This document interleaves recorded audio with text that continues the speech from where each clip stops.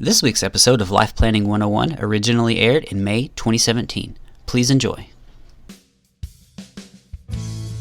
Welcome to Life Planning 101, brought to you by Kennedy Financial Services in Eastland, Texas.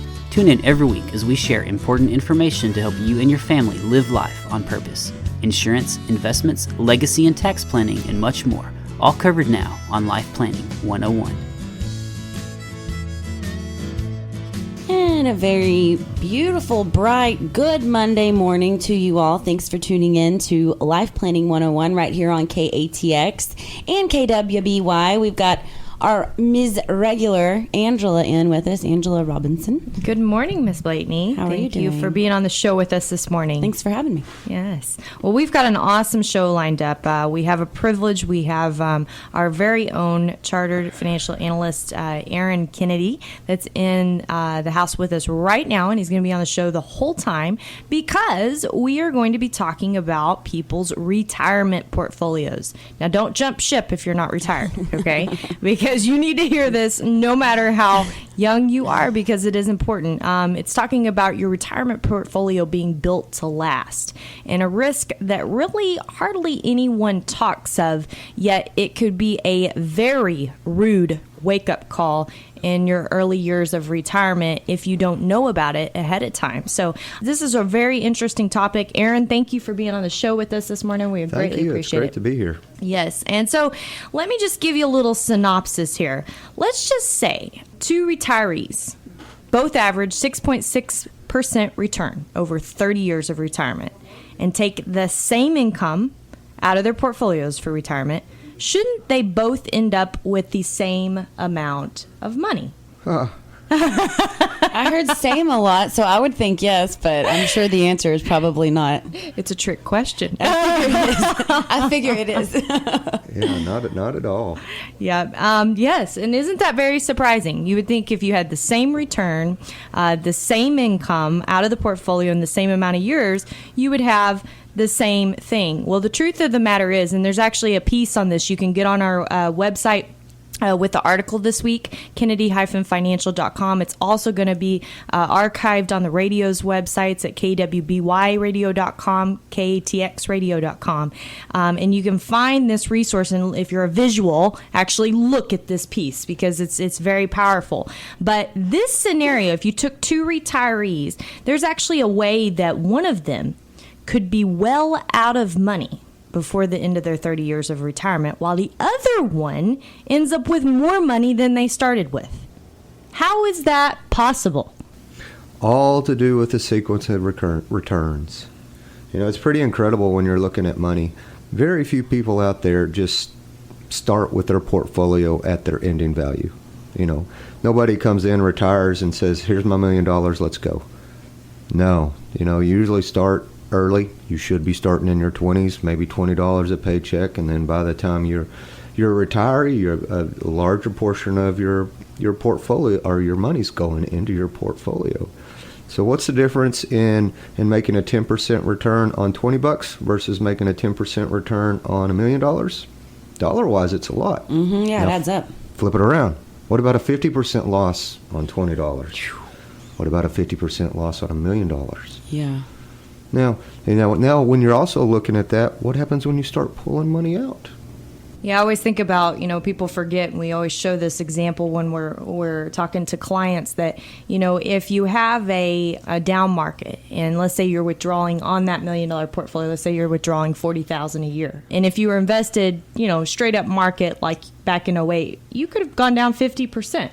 So if that $1 million went down to $500,000 and you're still withdrawing that $40,000 a year, ouch, right? Yeah. But what people don't realize is you still own the same amount of shares. But if you're going to sell those shares to make that $40,000, how many more shares do you have to sell if your portfolio is down 50%?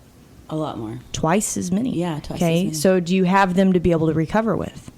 And that's exactly what we're talking about on the show today. You don't want to miss it. We're going to give you some little trinkets and pieces of advice that could be critical to making sure that your portfolio is built to last for retirement. Okay, we'll keep it tuned here to KATX and KWBY. We shall return after a quick word from our sponsors right here on Life Planning 101. And welcome back into Life Planning 101 every Monday morning like clockwork. We look forward to it here on KATX and KWBY. Yes, and this morning we're talking about money. I could talk about money all day. Yes. And we're talking about those markets, those market volatility, the thing that everybody loves to hear about and loves to think about with their portfolio when they open their statement every month, right?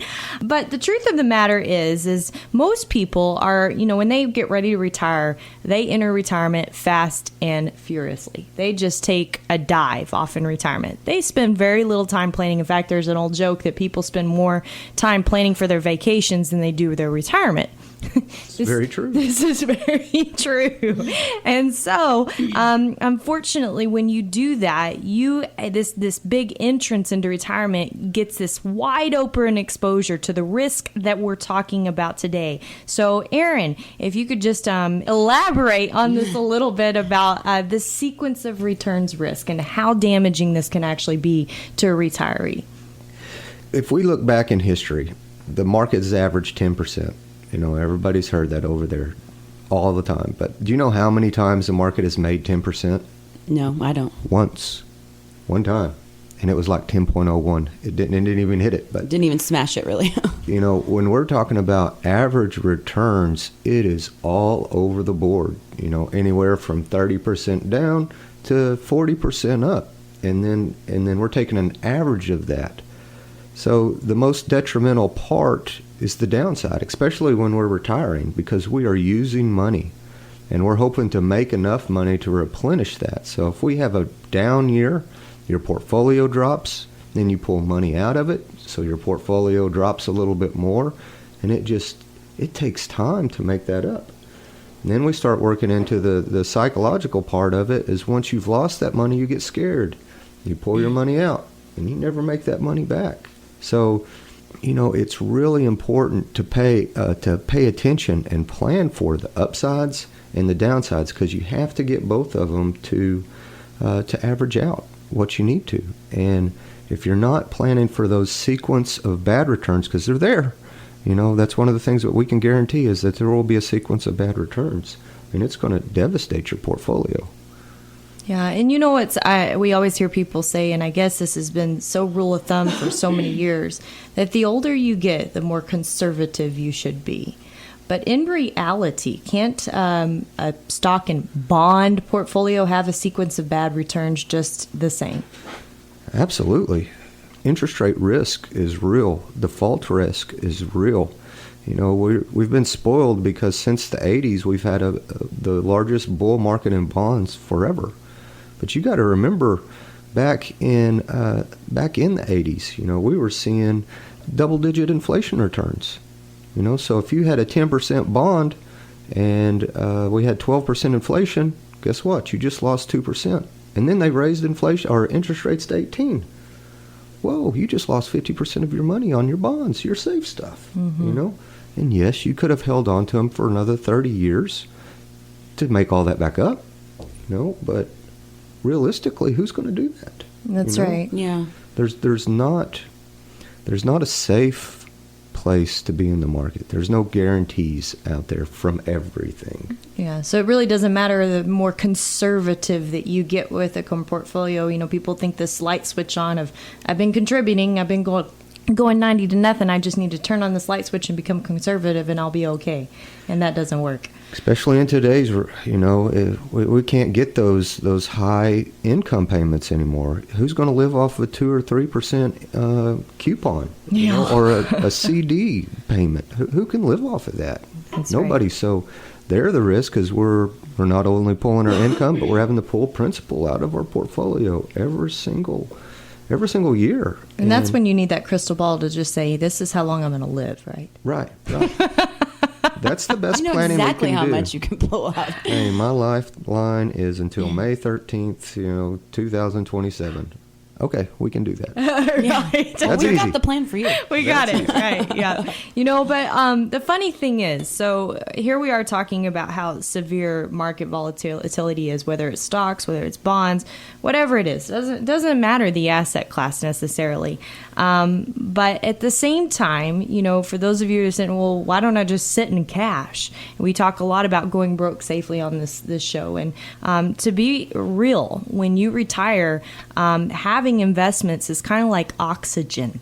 You need it, because where else is your income going to come from, right? Mm-hmm. Unless you're absolutely 100% okay living off of your Social Security check, not getting a raise because they may not give you one. Mm-hmm. You have enough life insurance to offset if something happens to either one of you, and you got a boatload of cash set aside in case everything goes broke. And if that's the case, then you may be okay, right? But otherwise, it's kind of like oxygen, wouldn't you say? Yes. We all need to grow. If you think about our bodies, we're still growing no matter how old we are. We're having our cells replenished, and it's a continuous part of life. You might be growing out. Yeah. Quit making fun of me. But, we are constantly growing, and our portfolio needs to be the same. We can't just lock it up and leave it, because it does slowly die, and that's the wonderful risk of inflation. It's not worth as much tomorrow as it is today. Yeah, we've been doing a lot of planning, and this. If you're a retiree, if you're taking Social Security, you actually know this if you think about it. So the government told you there was no inflation last year. You didn't get a pay raise on your Social Security check if you're taking Social Security. But didn't they increase your Medicare cost? So in one hand, they told you there was no inflation, but the other hand, they increased your cost. And it's happening all over. If you had, say, $100,000 sitting in cash last year, and we think inflation's anywhere from 3 to 4%. It's been 3% historically for the last 30 years. You look beyond that, it's more like a 4% number. Who knows what we're not in the 80s. Where were inflation rates then, right? Did Congress get an inflationary raise? Oh, yeah, right? So that's the difference. One thing, they're are measuring something for a liability that they own versus an asset that they can have. Mm-hmm. And they have to look at them very, very different. Yeah. Social Security is a very large expense for them. So it's a liability, right? Yeah, it's a huge liability. You're a liability to the government. Right. So offsetting that's important. So if you got $100,000 in cash, and let's say that inflation rate on a conservative basis was 3% last year, really you just lost $3,000. Think about that. But do we see it? No, you don't see it till you go to spend it. Yeah, and then you don't have there. it, right? Yeah, right. So when we come back, we're going to talk about, since we know it's like oxygen, we need these investments. We know the risk is there, a sequence of returns. We're going to talk about some possible things that you can be doing through different stages in your life to hedge this risk. Stay tuned to Life Planning 101 right here on KATX and KWBY. Welcome back into Life Planning 101 right here on KATX and KWBY. Thanks for staying tuned with us as we discussed, is your retirement portfolio built to last? That's right. We've been talking about this nasty little sequence of returns risk that we all face, really. There's no one that can hide from it because, if today's the best day or the worst day for the next 3 years in some market, any markets, all markets, how do we know? Right? We don't know. No one has that crystal ball. And so, just imagine if you could set up your retirement plan to never access your investments when the market was down. That'd be a good thing. Absolutely, right? Mm-hmm. Just imagine if you could still take advantage of market volatility and be buying fear, buying things up when everybody's running and selling, and things are really low priced. Just go back and look at 2009. Wouldn't you have loved to have had that crystal ball and bought in February or March of 2009 at the bottom of the market as much as you can, right? But imagine doing that after you retire.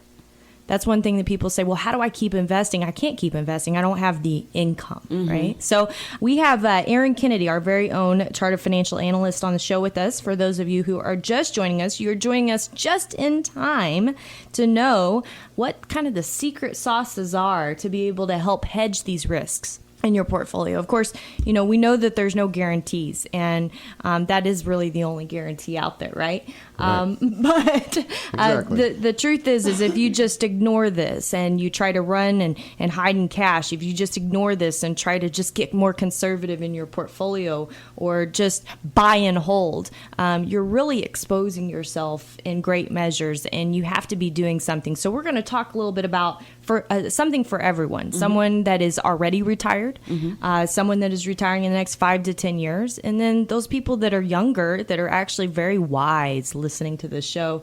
And really, the sky's the limit on your planning opportunity. So, Aaron, help us out here. If you're already retired and this nasty little risk is at bay, what can you do? Is it too late?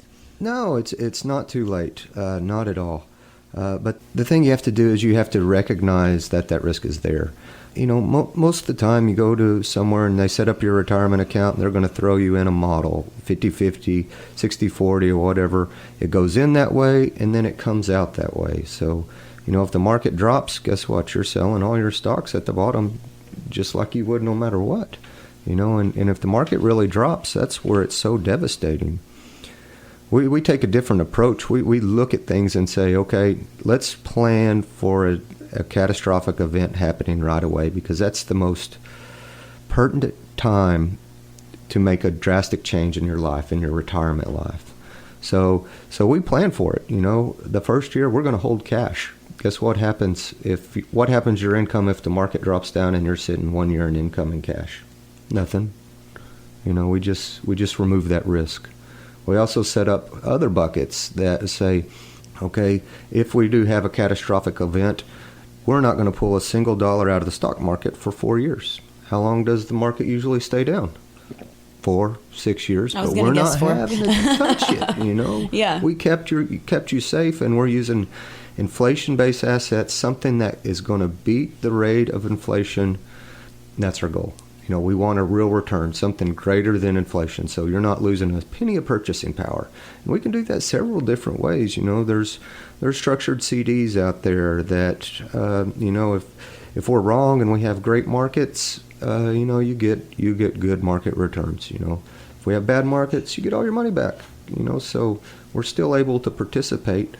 But the biggest thing is we're planning to make sure that you don't have to take that loss right at the beginning, because that's when it hurts the most. Right. That's when you become that investor that doesn't even make it that 30 years with the same average return of That's exactly someone right. that does and has more money when they die than when they retired. That's right. And then we set up the rest of it for to make up for those years that we've set aside for safety. And those are more equity-like returned assets. We're going to make it up. We're going to replenish all those buckets. We're going to replenish year 1 of retirement bucket and year 2 through 5. And we're going to grow that back, but we don't have to take the hickey when the market drops. Right. That's our biggest thing. Right. When we're talking to people in a consult one-on-one, one of the things that we say is we look at risk in an entirely different manner. We look at it on a needs base. In other words, we're looking at your family goals over the next 3 to 5 years. We're looking at your long-term portfolio and your time horizon and everything you want to accomplish. And from there, that's where we really say, okay, this is the risk you need to take to be able to make this happen. So many people come in and govern what that risk is they think they need to take, and really they have no idea. And they end up hurting themselves because in 2009 rolls around, they have pulled money out of their portfolio, and then they lessen their risk in the meantime, and they can't make up those losses. They can't replenish those buckets, even if they have it set up that way. So many people ask, well, why do you use a money manager? Why can't I just go invest in indexes? This is the reason why right here. Until today, have you really ever thought about this risk on your portfolio and how to hedge against it and what you're going to do?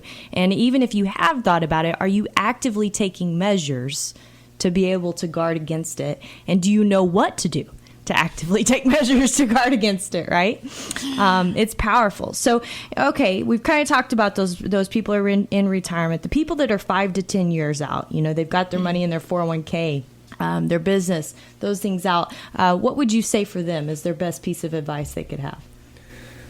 Oh, we've talked about this a lot. The market's going to go up and the market's going to go down. If you have a little bit of time, you got to get your risk right so you can ride that wave. You do not want to jeopardize your portfolio because you did not know a different sequence of returns were coming that you expected. So that's where you get your risk right, where you don't get out at the bottom. You don't double down at the top. You get your risk right. That way you can get that average.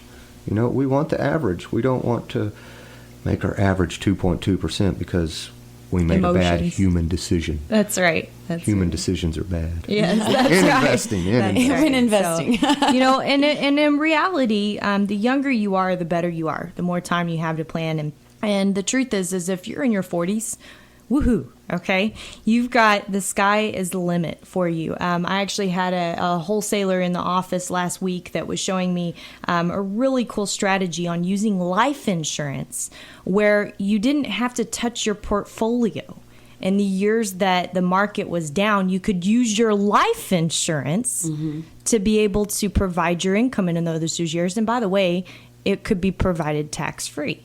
Interesting. Yeah, very interesting. Especially if you already have a need for life insurance, which if you're in your 40s, probably you do. Yeah. Okay. Yeah. So, so there's a lot of things that you can do the younger you are. It's never too early to start planning. But the truth is most of us in our 40s, we procrastinate. We say, yeah, I got plenty of time. And then it becomes too late. We can't do those things that we once did. Doesn't mean that it's too late to do nothing, but the best of the planning has passed us, right? So we do appreciate everyone joining the show today. Aaron, thank you so much for coming on and speaking to our listeners. I know this is right up your alley of managing portfolios and making sure that people's emotions are in check. You are always talking about behavioral finance, which is the things we do to our own money. And yes, the bad things we do to our own money. And this is something, again, like every week we say, you don't know what you don't know. Now you know. So do something about it. Don't leave here today without a plan of action. My name is Angela Robinson with Kennedy Financial Services. Aaron Kennedy of Kennedy Financial Services. Thank you. Thank you, and have a great week, and God bless. Thank you for joining us for Life Planning 101, brought to you by Kennedy Financial Services. If you have questions, you can email them to lifeplanning@kennedy-financial.com. Don't forget to learn how our sister company can assist you with all of your tax, bookkeeping, and consulting needs. You can find out more at briscoeandassociates.com. Be sure to tune in next week for more Life Planning 101. The opinions expressed herein are those of the firm and are subject to change without notice. The opinions referenced are as of the date of publication and are subject to change due to changes in the market or economic conditions and may not necessarily come to pass. Any opinions, projections, or forward-looking statements expressed herein are solely those of the author, may differ from the views or opinions expressed by other areas of the firm, and are only for general informational purposes as of the date indicated. Securities offered through Calton & Associates Incorporated, a registered investment advisor, member FINRA SIPC. Investment advisory services offered through Smart Money Group LLC. Kennedy Financial Services and Smart Money Group LLC are separate entities and are not owned or controlled by Calton & Associates Incorporated.